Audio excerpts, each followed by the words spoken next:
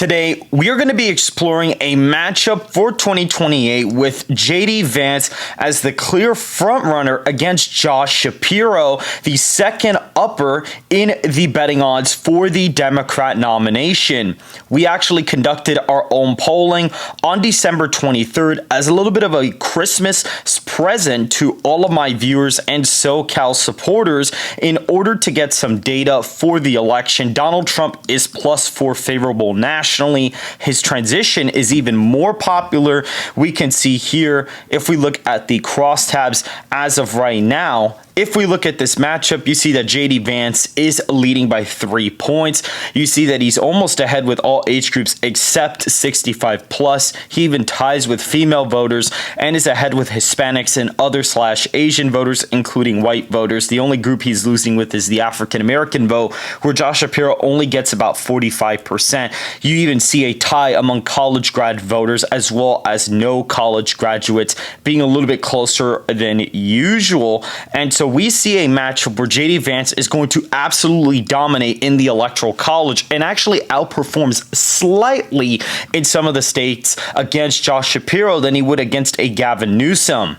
So looking at the safe Republican states, Utah is in the safe column at about 16 points. It was about a 22 point win this time around, but with the way the state is moving to the left in those big city areas, you're going to see a little bit of a shift, even if Vance improves in the national popular vote. You see a lot of these red states do continue to move to the right. Some of them are very similar to their 2024 counterparts. They actually really don't move that much to the right anymore, but we do see South Carolina in the safe Republican column again. Another state barely moves to the left. So some of these rural areas do kind of move. Missouri moves Republican. Indiana, I think, moves slightly to the right. Tennessee is just about a point to the left. Same thing with Kentucky. So very minimal shifts in either direction. Mississippi shifts slightly to the right in this particular moment. We see Alabama 30.1. It was about 30.5 this time around. So slight shifts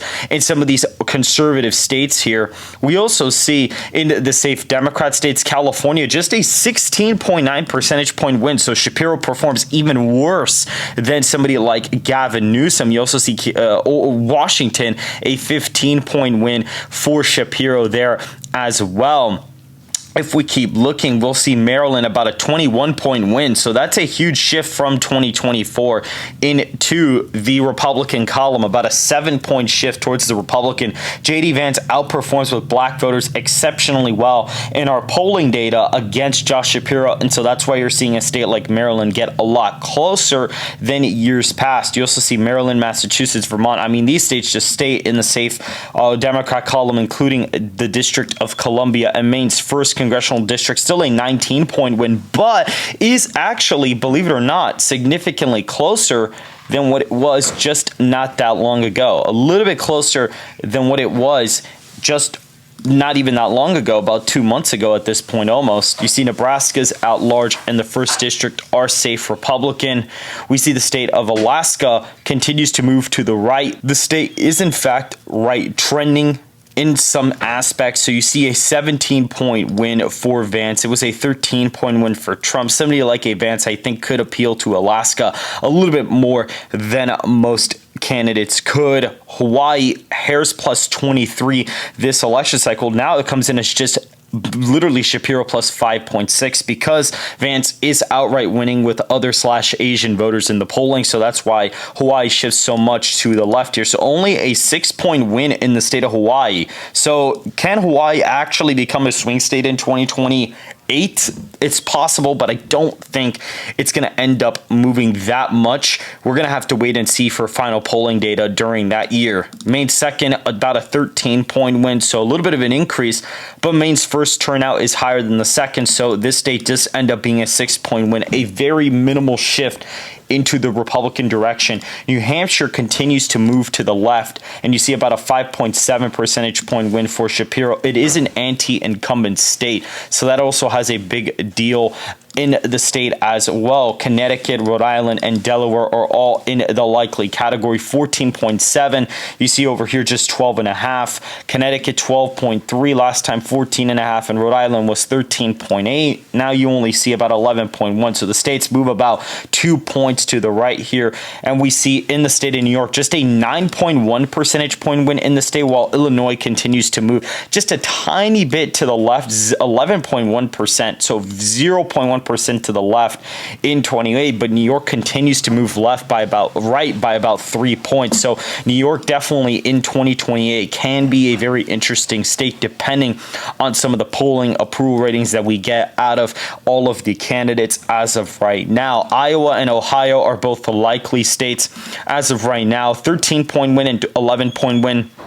We see a 12-point win in Iowa for Vance, but 14 in Ohio. So Ohio is now more Republican than Iowa in this hypothetical matchup. Florida and Texas are also in that likely Republican column. 13 points, 13.3% for Vance, just a slight overperformance of Trump. And Texas, we see about a 13-point win in the state. So very similar to Trump's win, but not exactly the same. Vance probably does slightly worse in some of these metro areas, but continues to gain in the southern part of Texas. Colorado, an 11-point win last time around. Now it's actually only about 8 points, 9 points this time. So a 2-point shift to the right. Again, Hispanics have a big part in the state of Colorado, and so that's why you're kind of seeing that shift to the right, because Vance does improve on Trump's margin with Hispanics in this hypothetical matchup. You see Oregon about a 12-point win for Josh Shapiro in this matchup here. Now, looking at all of the states that are essentially in the toss-up category,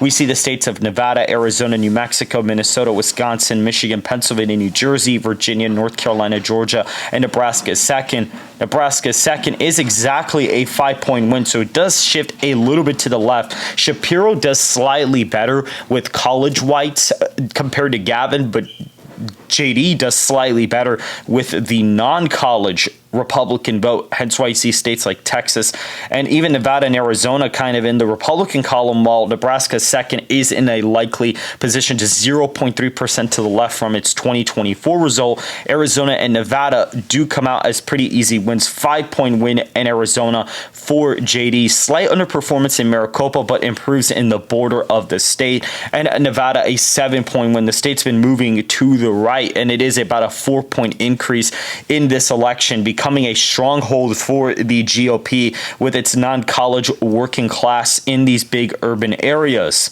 Looking at these other states, New Mexico, just about a 1-point win for Josh Shapiro. Again, Josh Shapiro doesn't do very well with Hispanic voters in this matchup. He loses them by 6 points nationally, and so that's why you see this subtle shift into the Democrat column right here. So very, very interesting observation that we see here in the state of New Mexico. We can also see in a place like Virginia, just about a 2.8 percentage point win for Shapiro. So again, it gets closer than the last matchup. In New Jersey also becomes a little bit more competitive, a 3.8 percentage point win in this forecast. North Carolina, about a 5.2 percentage point win, so about a 2-point increase from the last election cycle, which guarantees Vance like 252 electoral college votes. Only needs to pick off just a few more states here. We see in the state of Georgia, 2.7 percentage point win for Vance. So he actually shifts the state to the right by 0.5 point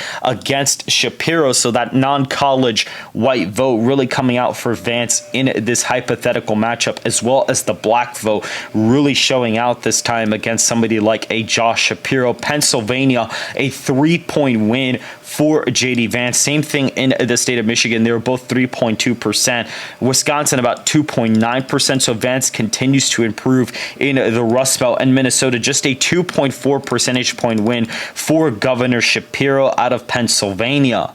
And so this is the final electoral map based on the polling that we got. 312 electoral college votes to 226 for JD Vance versus Josh Shapiro in a hypothetical 2028 scenario. If you guys did enjoy this video, hit the like button and subscribe for more content just like this. And we will see you guys in the next video.